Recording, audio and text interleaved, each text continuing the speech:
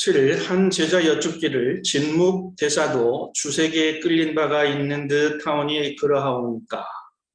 대종사 말씀하시기를 내 들으니 진묵 대사가 술을 좋아하시되 하루는 술을 마신다는 것이 간술을 한 그릇 마시고도 아무 일이 없었다 하며, 또 한 번은 감나무 아래에 계시는데 한 여자가 사심을 품고 와서 놀기를 청하는지라 그 원을 들어주려 하시다가 홍시가 떨어짐에 무심히 그것을 주우러 가심으로 여자가 무색하여 스스로 몰러갔다는 말이 있나니, 어찌 그 마음에 술이 있었으며 여색이 있었겠는가.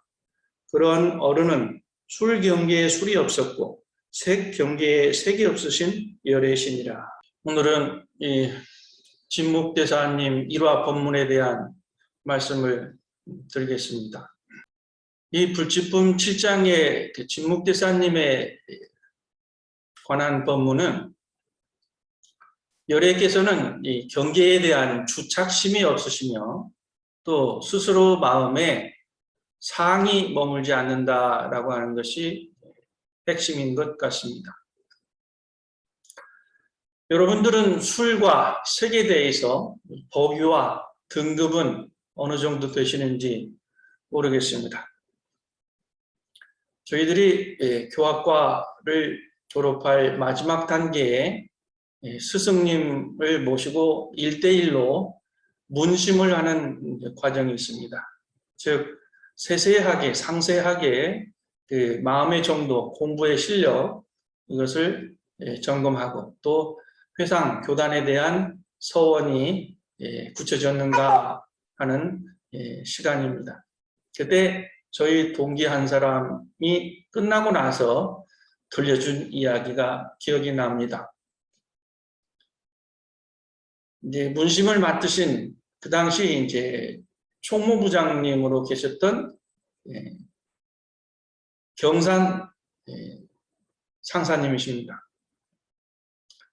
야야, 네가 술 좀 한다면서? 그렇게 물으시니까 저희 친구 동기가 예, 좀 합니다.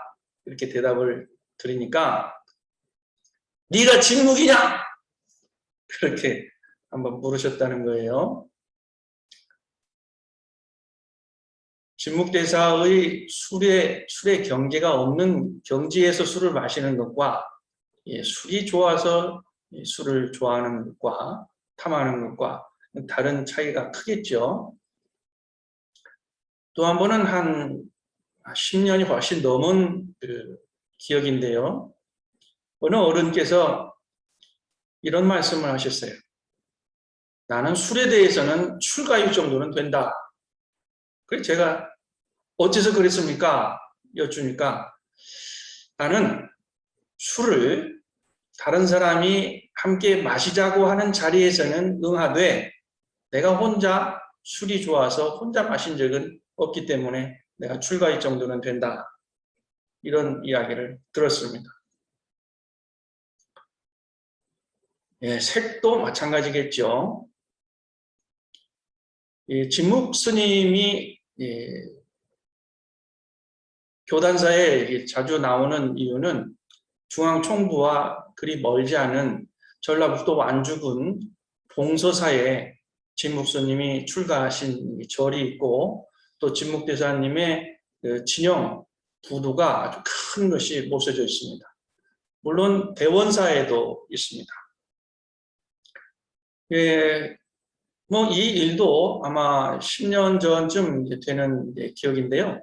제가 봉서사에 진묵대사의 부도가 크게 걸려있는 그 높은 그 작은 암자가 있습니다. 그곳에 올라가서 들어가서 제가 방문을 활짝 열고 산 아래를 내다보면서 금강경, 일본상, 서문, 반야심경을 이제 혼자서 목탁을 치면서 경을 큰 소리로 외우고 있었습니다. 근데 기분이 좋았어요. 광경이 툭 터지고 호연지기를 느낄 정도로. 그리고 진묵대사님의 이제 진영을 뒤에다 딱 배경으로 하고 있으니까 어느 정도 하고 있는데 저 그 산 아래 절에서 어느 스님이 나와가지고는 큰 소리로 누가 허락도 없이 거기서 목탁을 치는 거야! 이렇게 큰 소리로 뭐라고 하시더라고요. 그래서 제가 목탁을 딱 그만두고는 제가 좀 독경 좀 하고 싶어서 그렇습니다 하고 이제 대답을 하고는 이제 계속 독경을 하고 마치고 내려왔습니다. 근데 내려가서는 제가 두 가지 마음이 있었어요. 이제 허락도 없이 독경을 한 것에 대해서, 목탁을 사용한 것에 대해서 뭐 사과도 하고 싶은 마음도 있었지만, 또 하나는 거기서 목탁 좀 치고 독경 좀 한다는데 뭐가 잘못됐습니까? 라고 한번 시비를 한번 붙여보려고 내려갔어요. 근데 스님이 나오질 않아요. 보이질 않고. 그래서 이제 저도 그냥 내려왔습니다만, 아마 그 스님도 제가 시비를 붙이려고 했던 그 시비의 마음이 없어졌겠죠. 예. 지금 저는 진묵대사님의 법문 일화를 통해서 경계에 주착심이 없는 마음, 그리고 내 마음에 상이 머물지 않는다는 것에 대해서 말씀을 드리고 싶은 겁니다. 우리 인생에는 세 가지 단계로 올라가는 말을 할 수가 있습니다. 첫째 단계는 자식이 자신을 희생자이다라고 생각하는 단계입니다. 이 단계는 자기 자신 스스로가 과거의 분노, 두려움, 화, 비난 혹은 과거로부터 혼란의 감정들이 지금까지 살아남아 있는 것입니다. 이 단계의 사람은 그때의 그 사람을 계속 미워하고 원망하고 또 자신이 이렇게 된 것을 그 사람의 탓으로 머물고 있는 사람입니다.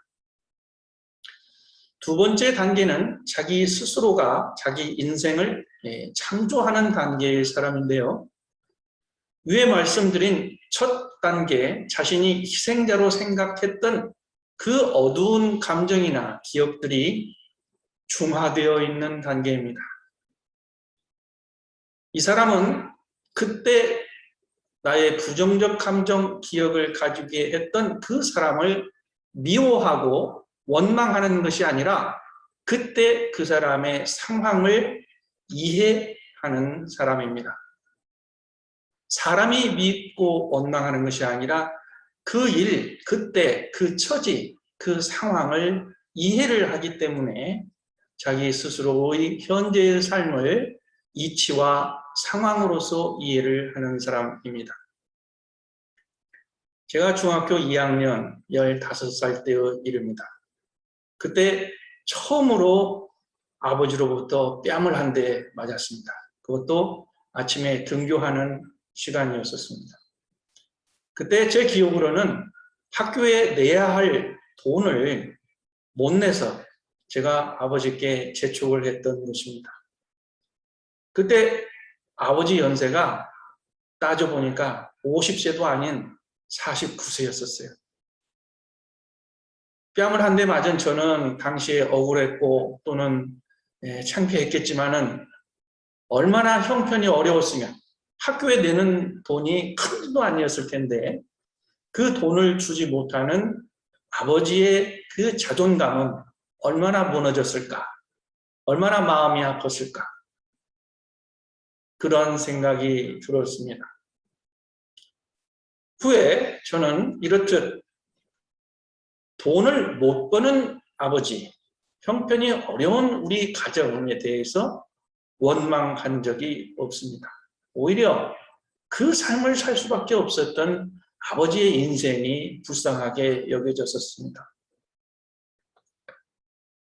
그 다음에 세 번째 단계는 신성에 충실한 사람, 영성의 가치를 높이면서 살아가는 사람의 단계입니다. 이것이 마지막 단계일 수 있는데요. 이렇게 우리들은 마지막 단계로 올라가야 할 것입니다만 이 단계가 되면은 우리가 당하는 경계마다 사람을 미워하지 않고 사랑하는 마음으로 바꾸는 사람입니다. 제가 요즘 100일 기도에 계속 기도문에 넣은 글귀가 뭐냐면은 미워하는 사람에게 미워하는 마음이죠. 미워하는 마음을 자비의 마음으로 라는 표현을 씁니다. 내 마음속에 미움이 일어나는 이것을 상대에게 돌리지 않고 내 마음에 일어나는 이 미움 그 자체를 내가 사랑으로 자비로 돌린다고 하는 그런 단계입니다. 또 일을 맞이해서는 일이 잘 될 수도 있고 잘못될 수도 있죠. 그런데 그 일이 잘못되고 잘 되고 그것을 사람 덕분이다, 사람 탓이다 라고 생각하지 않고 그 일의 이치를 생각하는 사람입니다. 사필규정이라는 말도 있죠. 일은 반드시 올바른 곳으로 돌아가게 된다. 이렇게 해서 일이 잘 되고 잘못되는 것에 대해서 그 일과 함께 이치에 밝아지는 사람으로 올라가는 사람입니다. 내가 만나는 사람과 함께 그 사람에게 품어지는 불신이 아니라 그 사람에게 가질 수 있는 근본적인 내 마음을 신뢰를 바탕으로 하는 것이죠. 그리고 책임감을 의무로 하는 것입니다. 내가 가장이면 가장으로서의 책임감, 내가 부인이면 엄마이면 엄마로서의 책임감으로 하는 겁니다. 그러니까 내가 가진 것을 나의 책임을 다른 사람에게 분산하지 않고 오로지 나의 책임으로 하는 사람은 스스로가 다른 사람에게 용서를 구하고 다른 사람에게 그릇된 감정과 생각을 가진 자기 스스로를 참여하게 하는 사람입니다. 그래서 사람이 잘못되거나 또는 일이 잘못되었을 때에 내 마음에 그 마음을 비우고 사랑으로 가득 채우는 사람입니다. 저는 지금 과거에 있었던 저의 가족, 과거에 있었던 인연, 또 현재 만나고 있는 사람들, 그리고 현재 하늘교당에서 만나고 있는 여러분들의 교도님들에 대한 생각을 내가 이렇게 빈 마음으로 또는 사랑으로 채워지고 있는가, 또는 그 사람을 잘못된 것으로, 잘못된 나의 부정적 감정을 가지고 있는가, 이것을 대조하면서 저의 주착심과 저의 마음속에 살아있는 그 상을 없애는 데에 노력하고 있습니다. 오늘 진묵대사님의 술과 세계에 대한 경계가 없어졌다라고 하는 이 본문은 우리가 마음 공부를 하는 사람으로서 또 인생의 가치를 드높이는 그러한 목표를 가지는 것이 참 좋겠다 해서 저희 말씀을 한번 풀어보았습니다. 경청해 주셔서 감사합니다.